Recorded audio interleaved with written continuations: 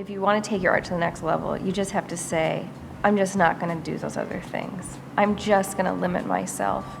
Because if you throw enough hours at one tight technique and don't get distracted by the other stuff, you can innovate in that little zone of expertise much more quickly.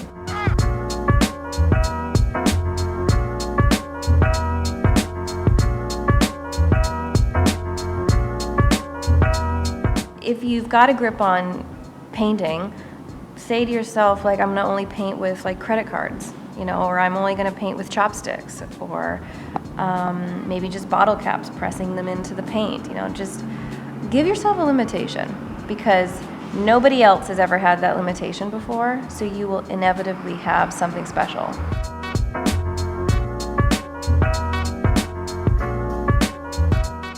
I'm Iris Scott, and I'm a finger painting artist. Art is more visual than conceptual, at least right now. I'm 33, but if you maybe ask me this question when I'm 43, maybe my answer will be totally different. Right now, what I value in art is something that has a visual punch and something that affects you non-verbally. Maybe that's because I feel inundated by content and through devices all day, and I don't want to do any more reading. And I don't really want to do that much more thinking. I just want to have a visual hug.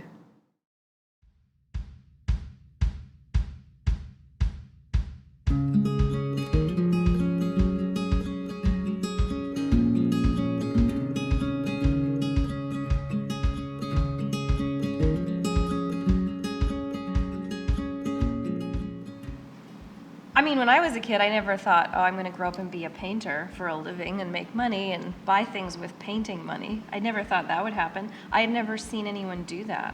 I don't think I'd even heard of anyone doing that. The only idea of professional painters was a very distant concept like you'd read about in an art book.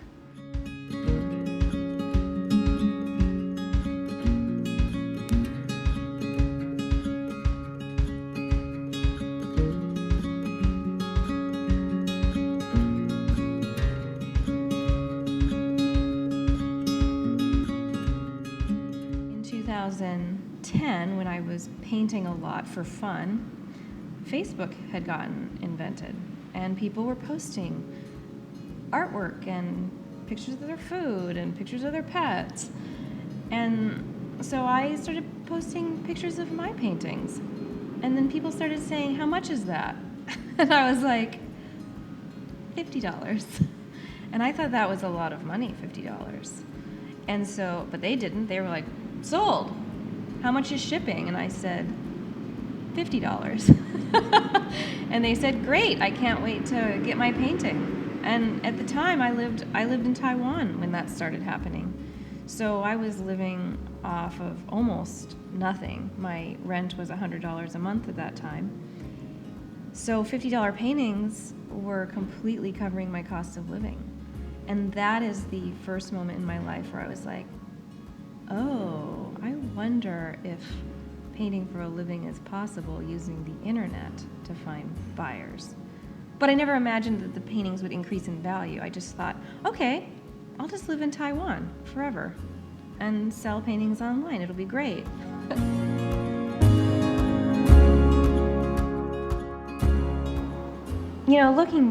Looking back, I realized that art was an obvious choice for me because that's what I was constantly practicing, self-directed as a child. That's what I was obsessed with. And I dabbled in all kinds of other things like basketball and tennis, and I thought I would be a fourth grade teacher, and I studied that, and I did student teaching, and I had big plans to be a fourth grade teacher. But it really, when it comes down to it, what I could spend hours upon hours upon hours focusing on, completely intrinsically motivated, it was always painting.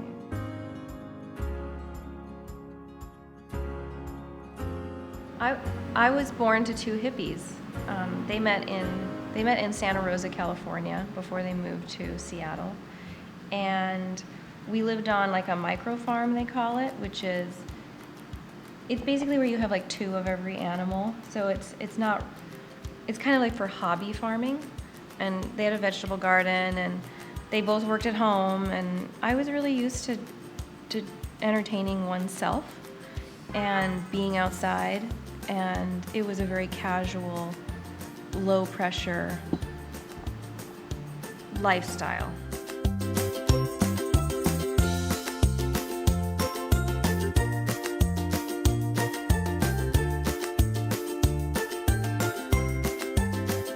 So before I start a project, a painting, there's a couple days where I'm basically just sitting at a computer designing it. The design stage actually takes longer than the painting. So what I'll do, for example, I'm working on a dog shaking off water right now.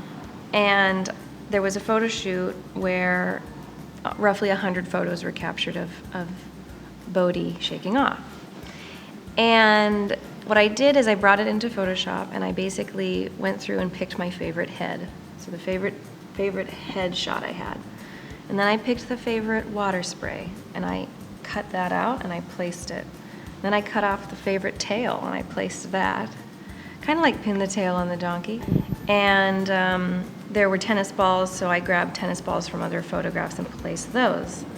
And then I enhanced the water to be more blue, and adjusted the contrast to be more dark, light.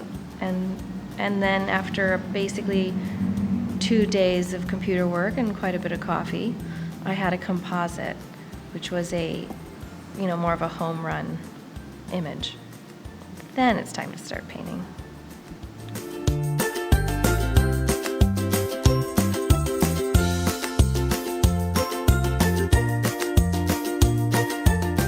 So before I start a painting, I have a sense of the goal. Like I have this, idea that, it'll be so great, it'll be so perfect.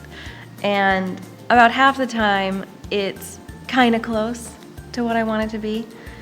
And the other half of the time, it exceeds my expectations.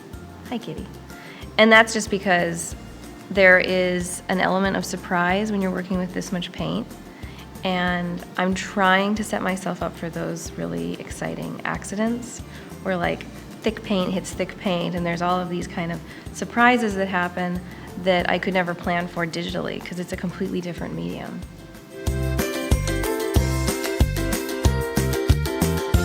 Many times I'll work from a black and white photo where I just need to know where the darks and lights are, and then when it goes to the canvas and I start painting, I really saturate multiple colors in the dark zones and then multiple light colors in the light zones, and it's just like a big fat surprise.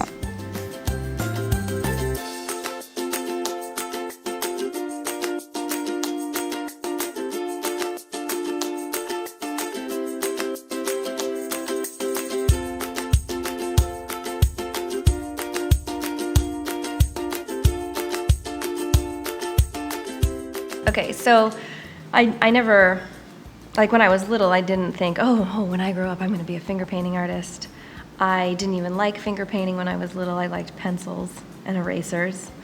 And I was a very exacting little young artist.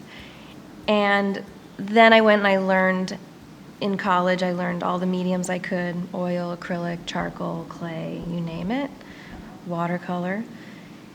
And that was the fundamental base. So I had a strong sense of like how to manipulate various mediums.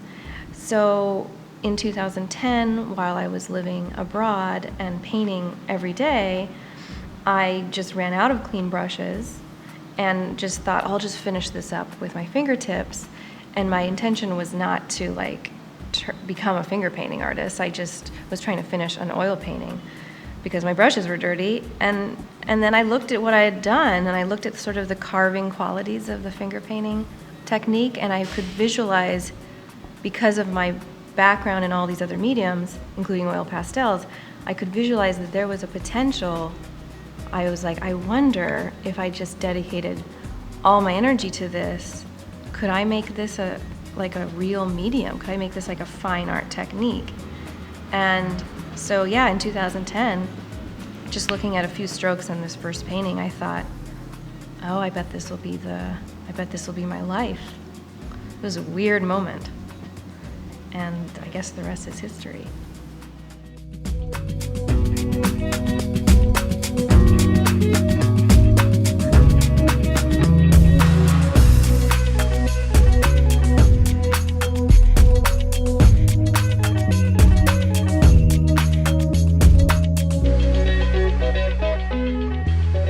I think that so many artists have struggles that they have to overcome. You know, like maybe they're trying to, maybe she's a stay-at-home mom and she's supporting 2 kids, or, you know, maybe she's trying to put herself through law school, and you know, like maybe she has all this debt, or there's all these different struggles, or maybe everyone hates your art in the beginning and that's a struggle. But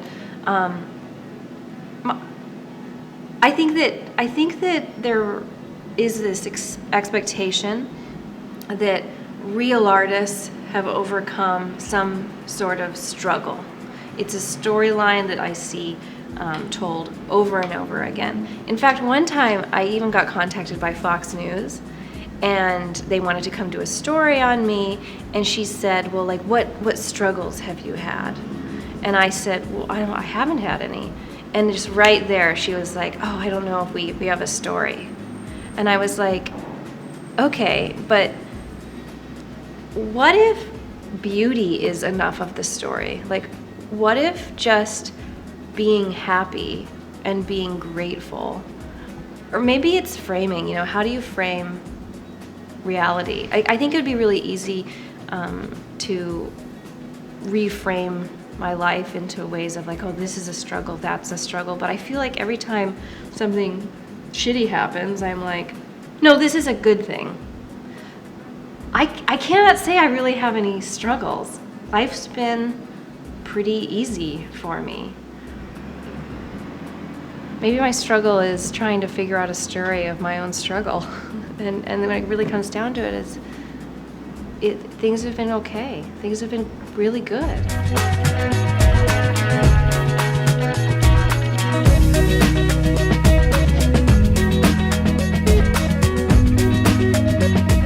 So, if you're an aspiring artist, first of all, it doesn't matter how old you are, because a lot can happen in just 5 years. I think my biggest advice would be share all of your work on social media. Just photos, video, little blurbs. Show the work in space too. Like, show yourself standing with the work, because people can't tell how big it is. Make just a ton of work, you know? And honestly, you should be selling your work immediately. And if no one will buy it for $50, see if someone will buy it for $40. And if no one will buy it for $40, see if someone will buy it for $25. And yeah. And you know, I even in the beginning, when I couldn't get rid of a painting, I would just give it away. You know, so don't like clutter up your world with things that are old, you know? I kind of live in the future, so I'm always sort of dreaming about like what paintings I could make. You know, don't get so stuck with the past, you know? The finger paintings I was making in 2010 are completely different than the ones I'm making now in 2017. And in 2027, I'm gonna look back on this and be like, oh God, what was I thinking? And I'm so glad I'm not painting like that anymore. But at least I won't have them cluttering up my studio and my mind, you know? So just get it out the door, you know? If you can't sell it, give it away. Because every single little painting you make is a stepping stone. Don't be so attached to it. It's just a thing. And it's a means to an end, right? It's your education. It's so much better to get $40 for a canvas and some paint than to spend $40,000 on an overpriced art education, you know? Just make work, cover the costs of making it, and who cares how much you're making per hour, because it's gonna get better. Have faith in what could happen in a year, and 2 years, and 3 years. make a ton of work,